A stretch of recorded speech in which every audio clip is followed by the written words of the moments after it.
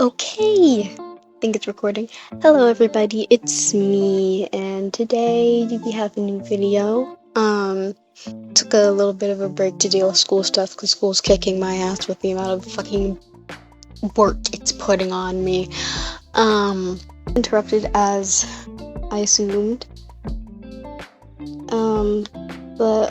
Yeah, so I'm not recording this at 2 in the morning or anything at a later date because of that.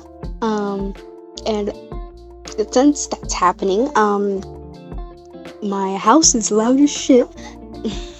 Dog, please shut the fuck up. And,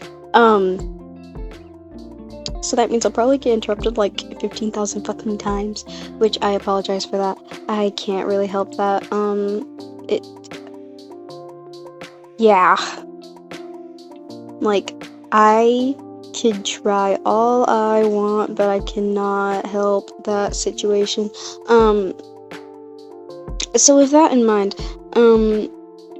this might have a lot of cuts here and there, especially since I'm doing like my new setup with the listener not usually saying most stuff, having it more interactive, so it's the characters just talking here and there with as little speech as possible, so like you can actually like put your own responses in there and stuff like you can imagine. So for my daydreamers out there, for my family right there, I'm a daydreamer, like, what can I say, I'm commuting to my own needs. But anyways, yeah, so I might be interrupted like crazy, and I can't really help that, my family's nosy as shit. So yeah, that's basically what's gonna happen. So for background information, this is gonna be 𝙎𝙊𝙉𝙁 sacrificed listener,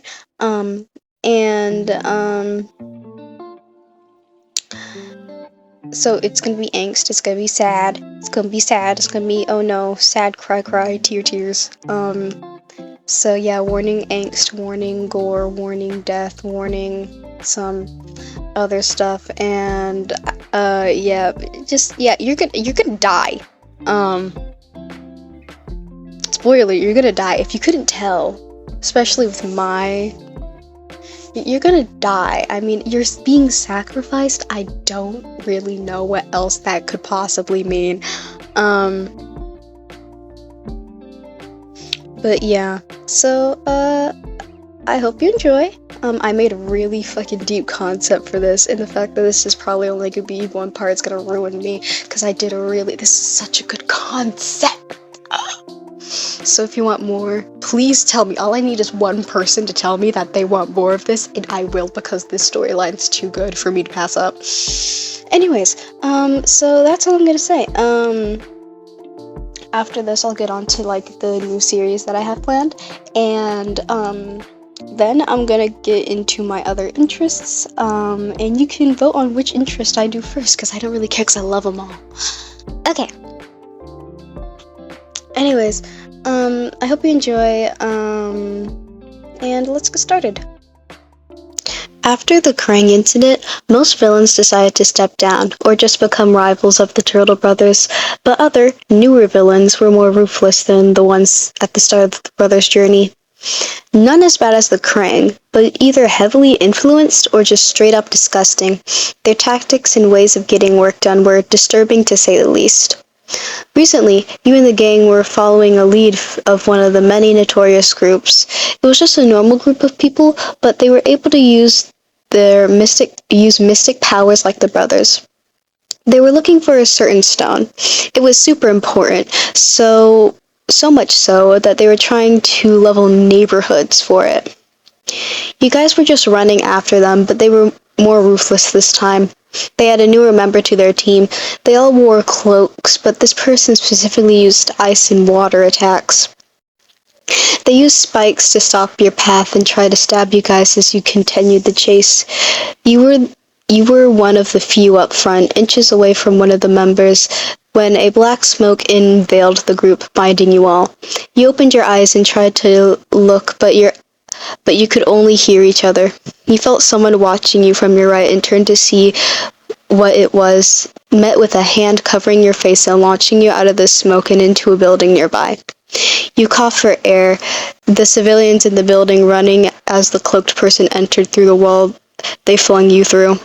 The cloaked person was the new member. You could tell by the room's temperature changing. You were practically freezing at this point.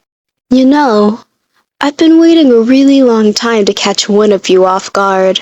The other members were fools. They couldn't bring themselves to kill or actually hurt anyone. The only reason they actually get anything done is because they just hired me. All they talk about is the stone, the stone, the stone.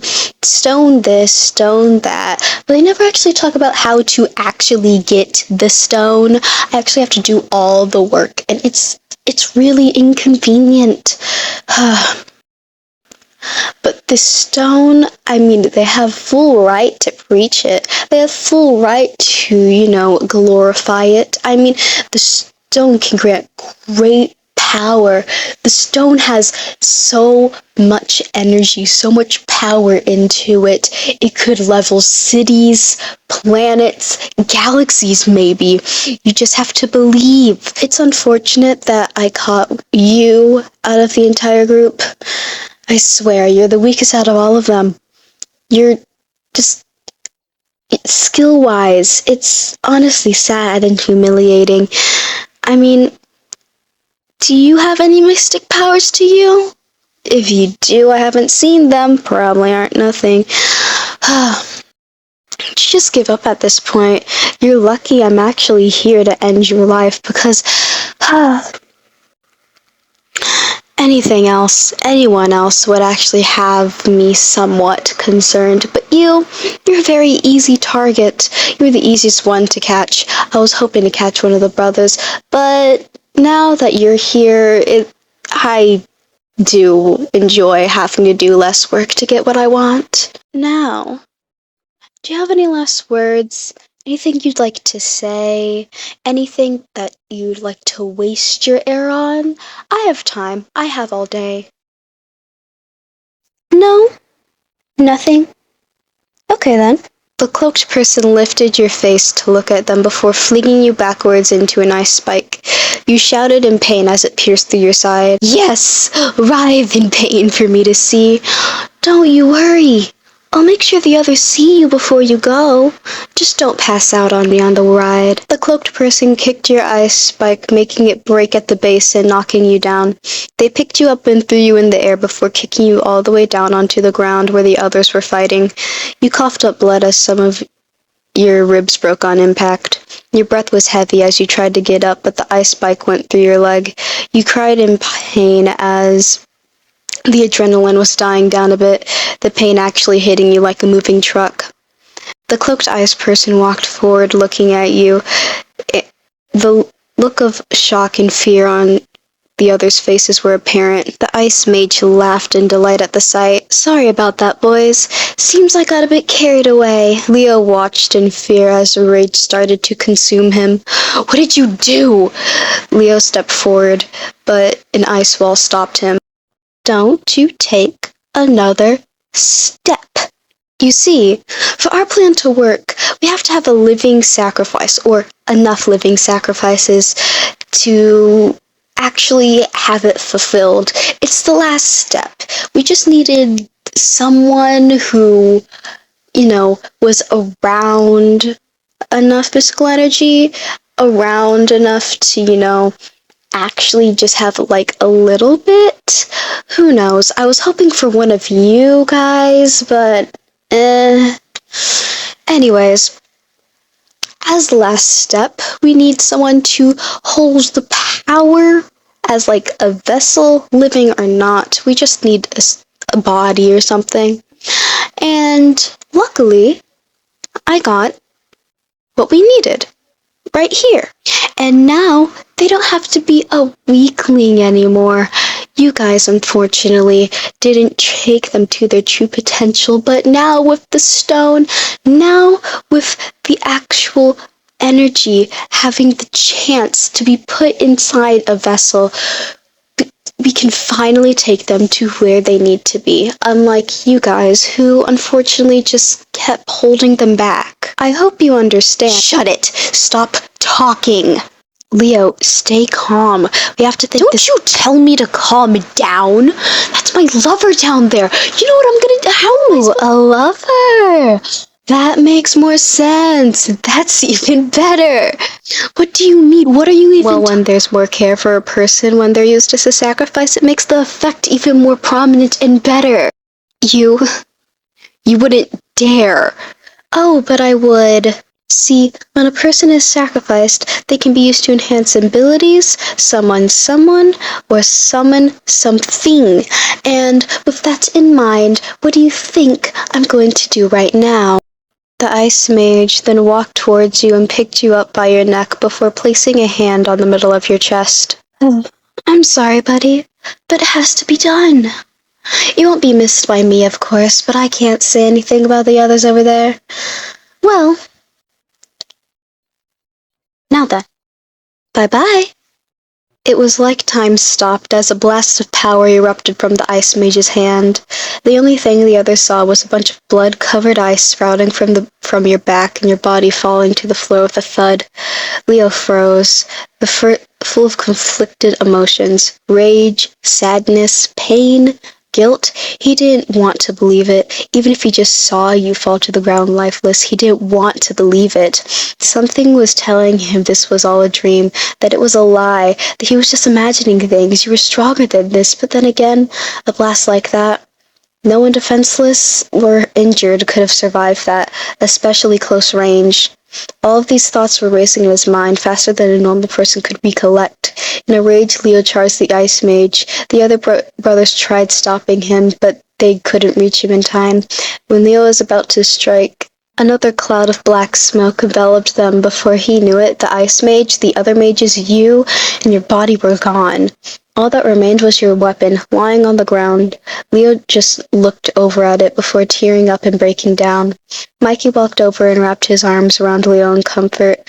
Leo, too emotionally hurt to fight back or say anything, that he was just fine for Mikey to leave him alone. He just cried, as if the world went silent. All you could hear were Leo's sobs. Please don't be gone. I love you. Okay, so now that that's over, I went over, cut out some messed up audio, redid some lines, blah blah blah blah, basic editing stuff, and I kinda like this format. I kinda like this because it gives me more freedom. Instead of actually having to cut myself off in real life, I can just cut it out and then redo the line while I'm editing and not have it sound a bit choppy, because I take pauses with every single line that I have written down, because it's like reading a script. But instead of reading a story-like script, it's like reading a script that you would perform for theater or something, which makes it easier for me to edit out some messed up lines because I take pauses, and that gives me space for so it's less choppy and stuff. But anyways, I hope you liked this. I really enjoyed making this. It was really fun. It's easier to edit too because I can do it in real time and stuff, and it's just easier for me. It's also easier for me to write the scripts too. But anyways, I hope you enjoyed this video. I'm gonna be recording another video right after this. But yeah, like, comment, subscribe if you want, of course, and I will see you in the next one. Bye bye.